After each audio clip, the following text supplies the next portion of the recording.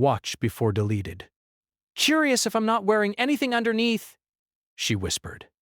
The coffee shop was busy that Tuesday morning, filled with the usual crowd of people rushing to grab their drinks before work. He stood in line checking his phone like everyone else, not paying much attention to anything around him. The barista called out orders. The espresso machine hissed, and conversations blended into background noise. It was just another ordinary day, or so he thought. She walked in a few minutes later, moving quickly through the door with her bag slung over her shoulder. Her eyes scanned the room, looking for an empty table. But there were none. The place was packed. She sighed and joined the line right behind him, close enough that he could smell her perfume, something floral and light. He stepped forward as the line moved, still focused on his phone, scrolling through emails he didn't really care about. Breath. That's when he felt it. A gentle tap on his shoulder. He turned around, slightly annoyed at the interruption, and found himself looking into her eyes. They were wide, almost panicked, and she was breathing fast. "Please," she whispered, her voice shaking just enough for him to notice. "Can you pretend you know me?" "Just for a minute, please." He blinked, confused. "What?" She moved closer, her hand gripping his arm now. "There's a man outside. He's been following me for 3 blocks. Breath.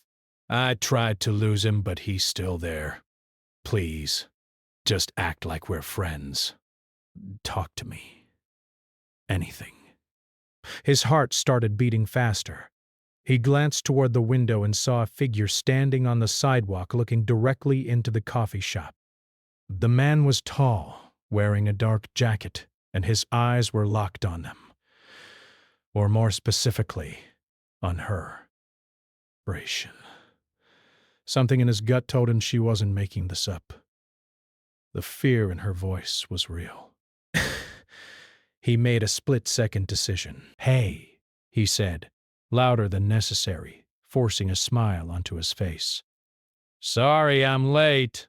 Traffic was crazy. He put his arm around her shoulder, trying to look casual, like they'd known each other for years. She relaxed slightly, leaning into him. "Thank you," she breathed. Breath. "Thank you so much." They stood there together, pretending to chat while waiting in line. He could feel her trembling slightly. The man outside hadn't moved. He was still watching, his face expressionless, hands in his pockets. "How long has he been following you?" he asked quietly, keeping his smile in place for anyone watching. "Since I left the gym," she said. "I thought I was being paranoid at first, but then I turned down a different street, and he turned too. I crossed the road twice. He did the same thing. Bration, always staying about 20 feet behind me. The barista called for the next customer, but they stepped forward together, still maintaining their act. He ordered 2 coffees without asking what she wanted, just trying to make everything look normal. She stayed close to him, her hand now clutching his jacket. While they waited for their drinks, he took another look outside. A man had moved closer to the door. His stomach dropped. "He's coming in," she whispered, her voice cracking. Sure enough, the bell above the door chimed, and the man stepped inside. He didn't look around. He didn't pretend to check the menu. His eyes went straight to her, and a slow smile spread across his face. "You think you're clever?" the man called out across the coffee shop. Everyone stopped talking. All eyes turned toward them. She pressed closer to him, her whole body rigid with fear. "Please don't let him near me," she said, so quietly he almost didn't hear it. The man started walking toward them, pushing past other customers. Nobody tried to stop him. Everyone just watched, uncertain about what was happening. He felt his own fear rising, but forced himself to stand his ground. He moved slightly in front of her, blocking the man's path. "Can I help you?" he asked, trying to keep his voice steady. The man stopped a few feet away, his smile never fading. "That's my girlfriend," he said calmly. "We just had a little fight." "Bah, I think she's being dramatic." "I'm not his girlfriend," she said from behind him, her voice stronger now. "I don't know him. He's been stalking me." The man laughed, but there was no humor in it. "Come on, baby. Don't do this here. Let's go home and talk about it." He felt her grip tighten on his jacket. The entire coffee shop was silent now, watching this scene unfold. He knew he had to do something, but what? Should he call the police? Should he confront this man? His phone buzzed in his pocket. Without thinking, he pulled it out and held it up. "I'm calling the police," he announced, loud enough for everyone to hear. The man's expression changed instantly. The smile disappeared. The man's eyes narrowed as he stared at the phone. For a moment, nobody moved. The entire coffee shop seemed frozen in time, waiting to see what would happen next. He could hear his own heartbeat pounding in his ears as his finger hovered over the emergency call button. "You don't want to do that," the man said, his voice dropping lower. "Psst. This is between me and her. Stay out of it." But he was already dialing. His hands were shaking, but he managed to press the numbers. The operator's voice came through almost immediately. 911, what's your emergency? I'm at the coffee shop on 5th Street, he said, keeping his eyes on the man. There's a woman here being stalked. The man followed her inside and won't leave her alone. The man took a step backward, his confidence faltering. He looked around the coffee shop, suddenly aware that dozens of people were staring at him. A few had their phones out now, recording. "Fine," the man spat. "Keep her. She's not worth the trouble anyway." He turned and walked quickly toward the door, shoving it open hard enough that it banged against the wall. Bears. Through the window they watched him disappear down the street, moving fast. The operator was still talking. "Sir, are you still there? Is everyone safe?" "Yes," he said, letting out a breath he didn't know he'd been holding. He left. "But the woman is pretty shaken up. Officers are on their way." Breath. "Stay where you are. Can you get a description of the man?" She finally let go of his jacket and moved beside him. Her face was pale, but she was nodding. Tall. Maybe 6 feet. Brown eyes. He was wearing a black jacket with some kind of logo on it. Brit. Jeans. White sneakers. He repeated the information to the operator, and she thanked them, saying police would arrive within minutes. When he hung up, the coffee shop slowly came back to life. People started talking again, though many were still watching them. The barista came over with their coffees. "These are on the house," she said quietly. "Are you okay?" She nodded, wrapping both hands around the warm cup.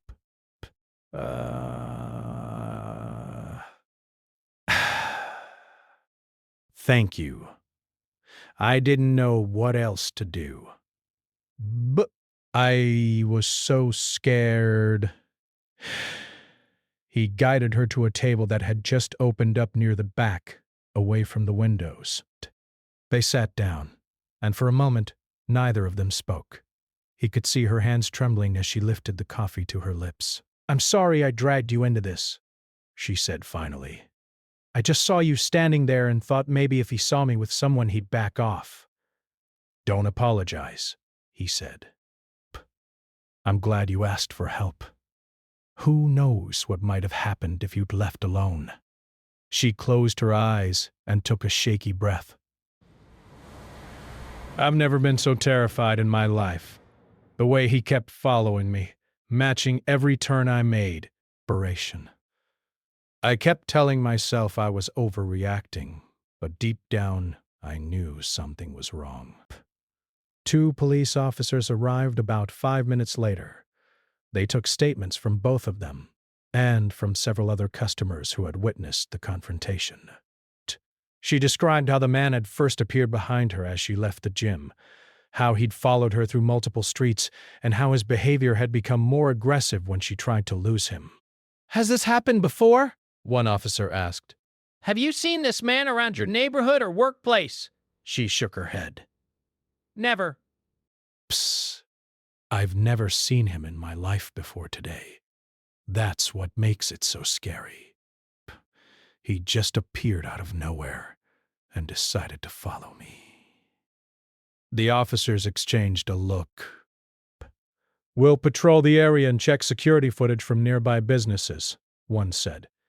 In the meantime, we'd recommend not going anywhere alone for the next few days. Is there someone who can walk with you or drive you places? My roommate, she said. I'll call her. After the police left, they sat together for another 20 minutes. She called her roommate, who said she'd leave work immediately to come pick her up. While they waited, they talked. Really talked! About the randomness of danger, about how quickly a normal day could turn frightening, about the importance of trusting your instincts. You saved me today, she said, looking directly at him. I know that sounds dramatic, but it's true. If you hadn't played along, if you hadn't called the police, I don't know what would have happened. He felt uncomfortable with the praise. Anyone would have done the same thing. No, she said firmly. They wouldn't. You saw all those people in here. Nobody else stepped up. Brish. Nobody else offered to help. You did. Her roommate arrived, rushing through the door with worry written all over her face. She hugged her friend tightly, then turned to him with tears in her eyes. Inspiration. Thank you, she said. Thank you for keeping her safe. He nodded, not sure what to say. As they prepared to leave, she turned back to him one more time. I don't even know your name, she said with a small, sad smile. He told her. She repeated it, as if committing it to memory, then told him hers. They exchanged phone numbers, though neither of them was quite sure why. Maybe just to have a connection to someone who understood what had happened that morning. After they left, he sat alone at the table, his coffee gone cold. His own work was forgotten. He couldn't stop thinking about how differently things might have gone.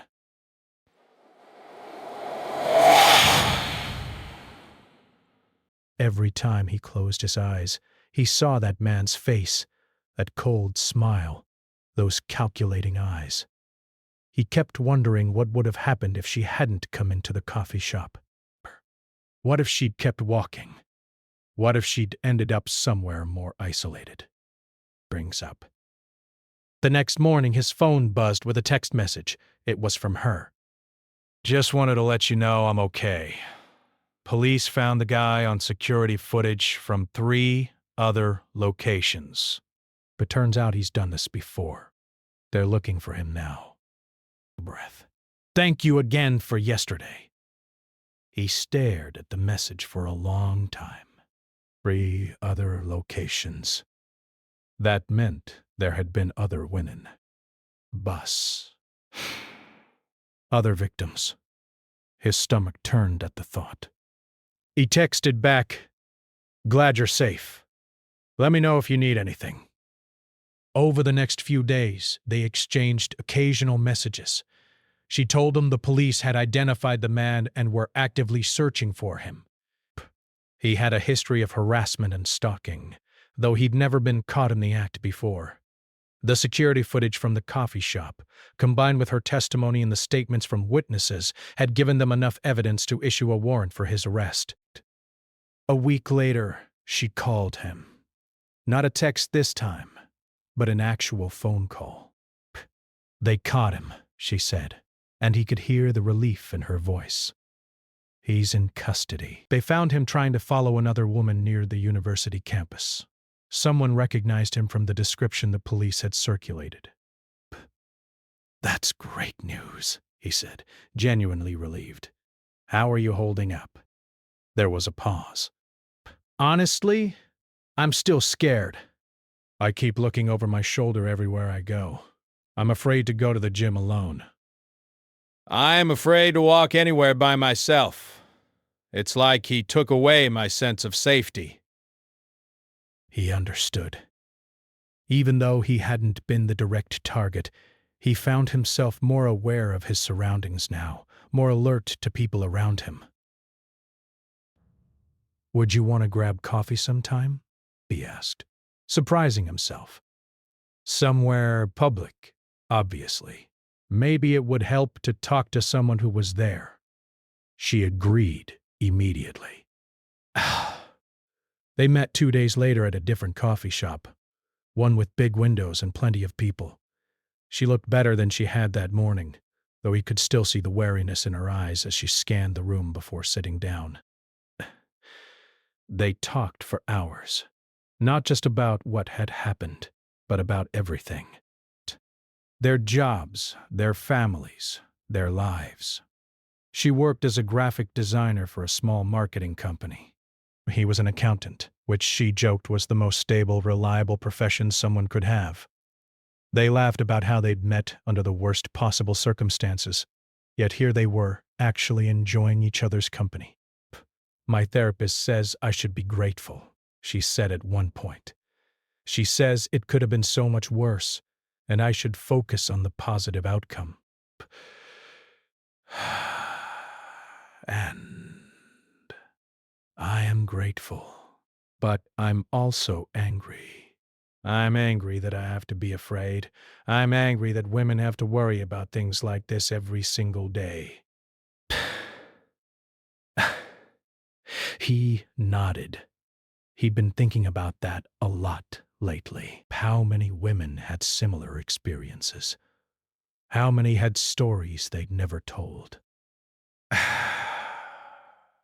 How many lived with constant vigilance, always aware of potential danger? What you did that day, she continued, it mattered. Not just because you helped me, but because you showed that people can choose to get involved. So many people see something wrong and just look away. You didn't. Over the following weeks, they continued to meet, which turned into lunch, which turned into dinner. They both knew it was unusual, this friendship that had formed from such a frightening experience. But somehow it worked. They understood each other in a way that others might not. One evening, about a month after the incident, she showed him an email she'd received. It was from one of the other women who had been stalked by the same man. The police had connected them after his arrest, and the woman wanted to thank her for coming forward. She said she never reported it because she thought nobody would believe her, she explained, her voice thick with emotion. She said seeing my case in the news gave her the courage to tell her story.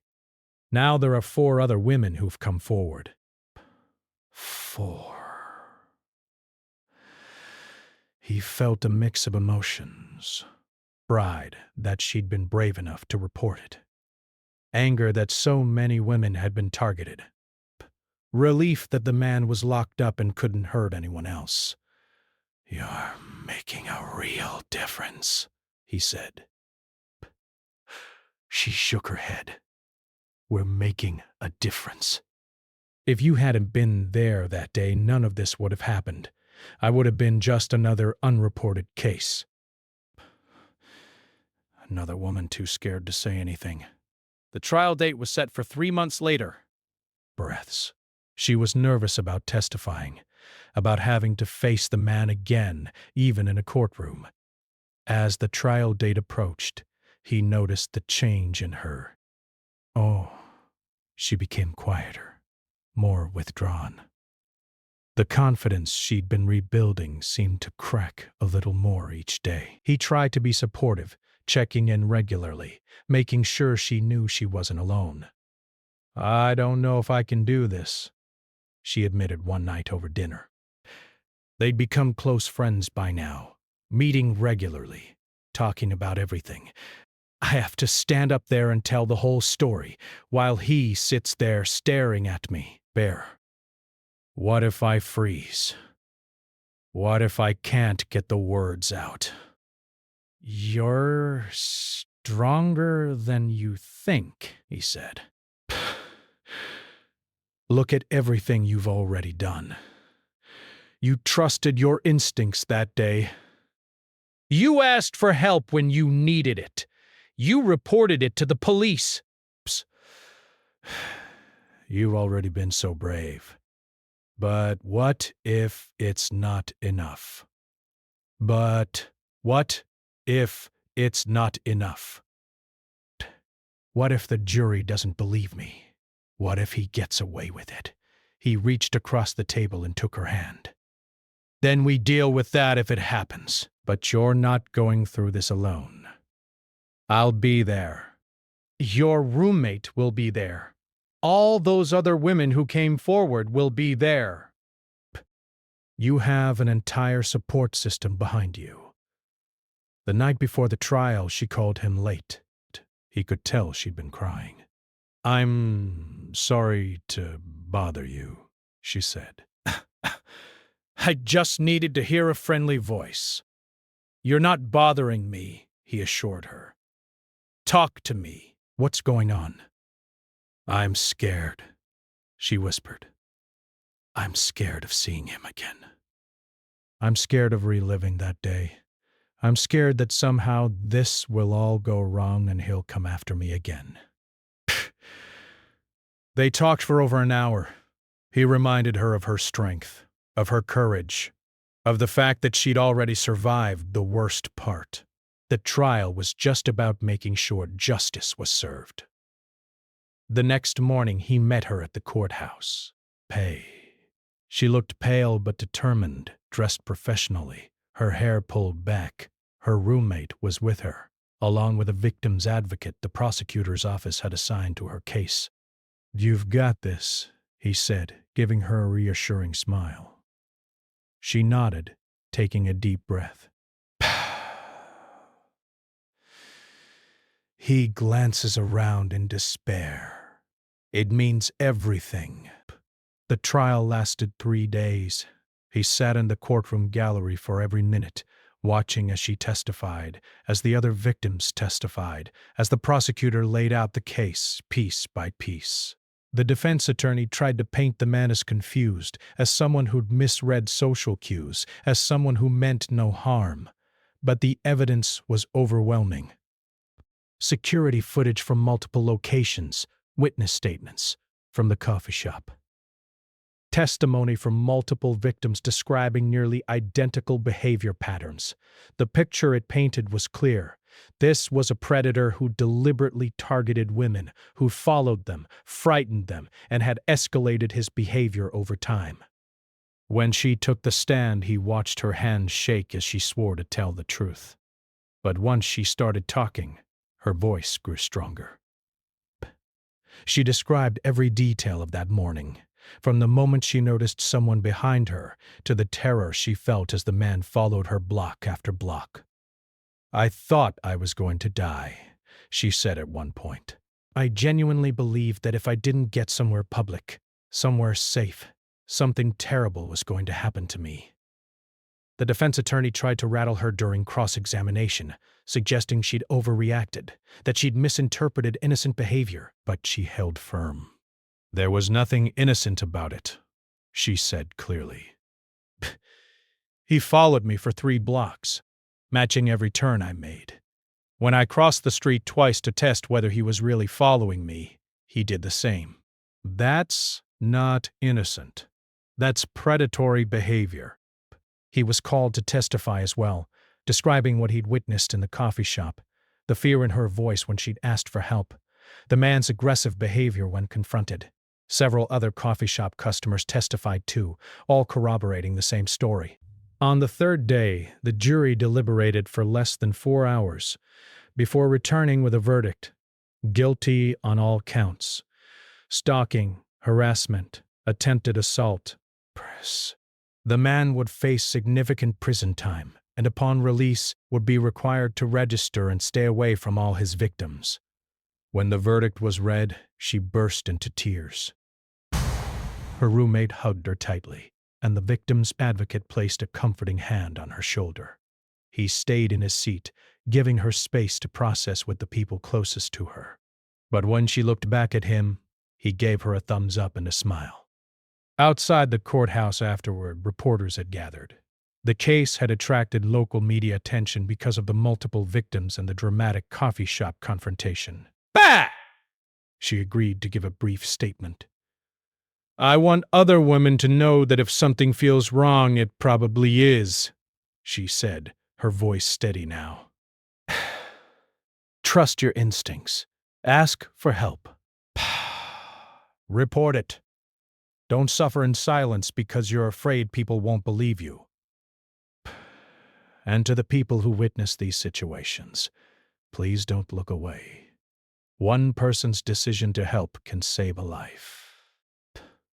Several reporters called out questions, but she was done. She'd said what she needed to say. As they walked away from the courthouse, he fell into step beside her. You did it, he said simply. We did it, she corrected. None of this would have happened without you. Life slowly returned to normal after the trial, though both of them were changed by the experience. She started speaking at local community centers and colleges about personal safety and the importance of trusting your instincts. He went back to his accounting work, but with a different perspective on the world around him. They continued to meet regularly, and their friendship deepened into something neither of them had expected. It wasn't romantic exactly, but it was profound. Breaths. They'd been through something together that created a bond most people never experience.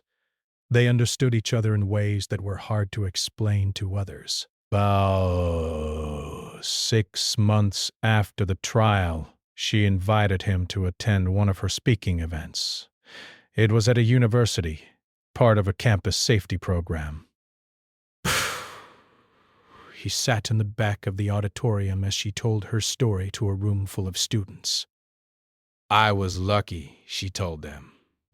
I was lucky that I made it to a public place. I was lucky that someone chose to help me instead of looking away. But not everyone is that lucky. Statistics show that most stalking cases go unreported. Most victims suffer in silence, either because they're afraid or because they don't think anyone will take them seriously. She talked about warning signs, about safety strategies, about the importance of community and looking out for one another.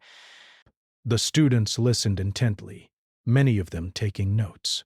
The man who stalked me is in prison now, she continued.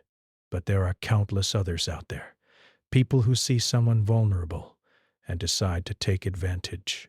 The only way we combat that is by creating a culture where we don't look away, where we speak up, where we help each other. During the question and answer session, a young woman in the front row raised her hand. How did you get past the fear? She asked. How did you move on? Honestly, I'm still working on it. First, I still look over my shoulder more than I used to. I'm still more cautious about where I go and when. But I refuse to let what happened to me control my life. I refuse to live in constant fear. And having people around me who support me, who believe me, who stood by me through the whole process, that made all the difference. After the event, several students came up to talk to her. Some shared their own experiences. Others just wanted to say thank you for being brave enough to speak out. He watched from a distance, proud of how far she'd come. On the drive home, they stopped at their favorite coffee shop. Not the one where it had happened. They never went back there, but a new place they'd discovered together. It had become their spot, a place where they could talk freely about anything. "I've been thinking about something," she said as they settled into their usual corner table. "That day in the coffee shop, you made a choice. You didn't have to get involved. Nobody would have blamed you if you'd stayed out of it. But you chose to help a complete stranger, even though you had no idea what might happen. I just did what felt right," he said. "Exactly. And that's what I try to tell people at these talks. It's not about being a hero. It's just about doing what feels right in the moment. Helping when you can, not looking away when someone needs you." They sat in comfortable silence for a while, watching people come and go. So many lives, so many stories, all intersecting in random ways. Who would have thought that a chance encounter on an ordinary Tuesday morning would lead to all of this? "Do you ever wonder what would have happened if I hadn't walked into that coffee shop?" she asked suddenly. "If I'd gone somewhere else, or if you'd been at a different place in line, or if any number of small things had been different?" He thought about that a lot, actually. "I try not to," he admitted, breaths, because thinking about the what-ifs, about how badly things could have gone, it's too overwhelming. I'd rather focus on what actually happened. You were brave enough to ask for help. I was in the right place at the right time. Brace. And together we made sure a dangerous person was caught. She smiled. "My therapist says that everything happens for a reason. I'm not sure I believe that, but I do think sometimes the universe puts people in each other's paths exactly when they're needed." Brett. A year after the trial, she texted him with news. She'd been offered a job with a national organization that worked on stalking prevention and victim advocacy. It would mean relocating to another city, starting a new chapter of her life. She was excited but also scared. "I couldn't have gotten here without you," she said when they met for what might be their last regular coffee for a while. "You gave me back my voice that day. You showed me that people can choose to be good, to help, to care about strangers. That's something I'll carry with me forever." "You're going to do amazing things," he said, meaning every word. "You're going to help so many people." They promised to stay in touch, and they did.